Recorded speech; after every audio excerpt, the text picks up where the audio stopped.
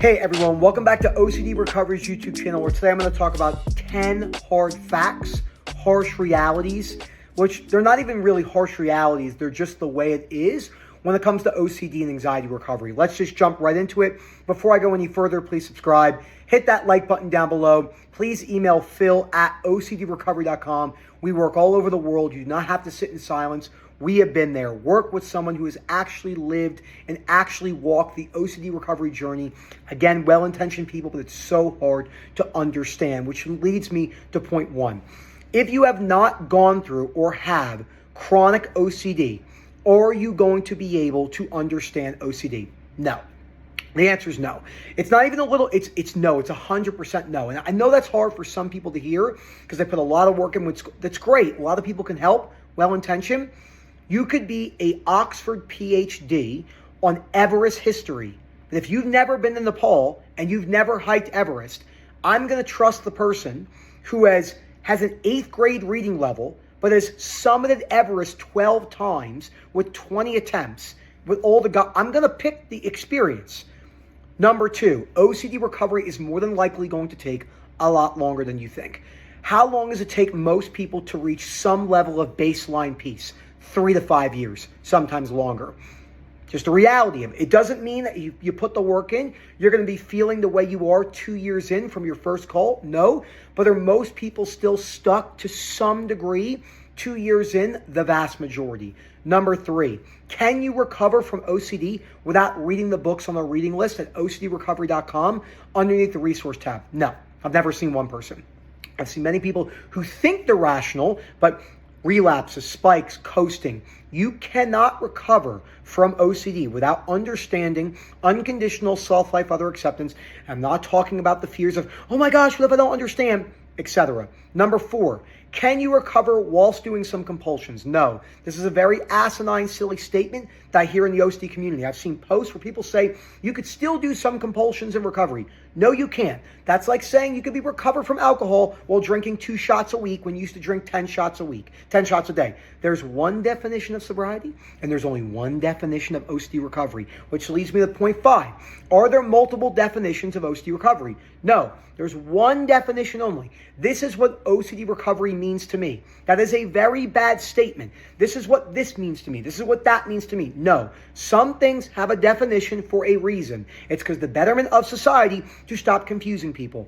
OCD recovery is no compulsions, no avoidance behaviors. Your beliefs have changed over a multi-year period, and it's a complete life overhaul. Number 6, your structure in your life is a lot more important than you think. Your career, what you go towards, your fitness, all of these things individually by themselves are not going to lead to OCD recovery, but they're the best way to build structure and bring emotions for the ride. Number 7, every single person thinks their OCD is the worst. I hear it thousands of times a year, not hundreds, thousands. Oh, my OCD is worse. Oh my gosh, this, oh my gosh, that.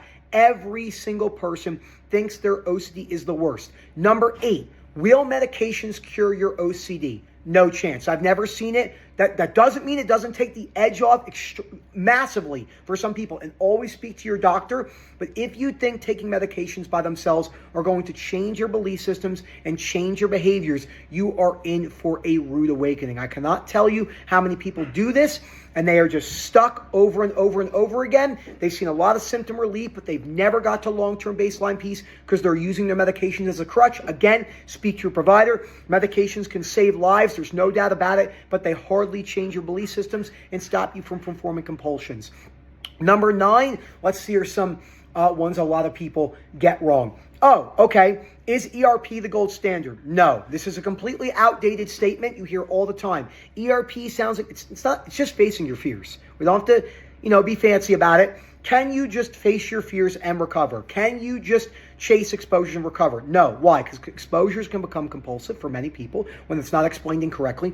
And 2, you could do all the behavioral work you want, but also if your beliefs don't change, you're still going to be very scared. I know many people where everything looks great.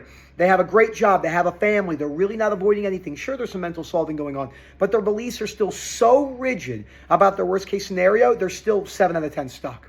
And number 10, which I think is the most important thing for most people, you do not understand how much you are still mentally solving.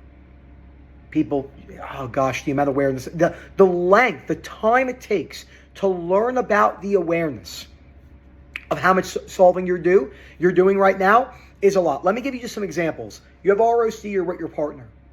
Come on, you know you love her. Compulsion. Speaking back to your triggers in any way like that is a compulsion. That doesn't mean in the beginning you don't need more reminders like, no, stop doing this compulsion, it's not going to work. But any amount of self-reassurance you do, I'm telling you, it's the certainty needle of drugs and you're injecting it right into that vein. You're not going to get better that way. It's just not going to work.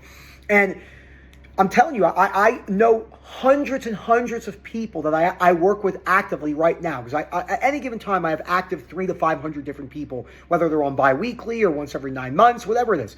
And the amount of people who have a job, have a family, have no real avoidance behaviors, but they're still solving in that internal dialogue, they're talking back to their automatic rumination. Yeah, but Nick, but you can.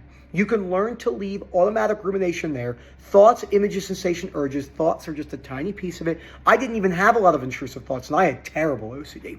I know some people that have terrible intrusive thoughts, but not that much anxiety. You got to be careful. You hear all these people like, OCD is a thought disorder. No, it's not. It's a belief disorder. It's a rigid, biological, environmental-driven belief disorder with symptoms of intrusive thoughts, images, sensation, urges. When you don't have OCD, it's really easy to misunderstand that.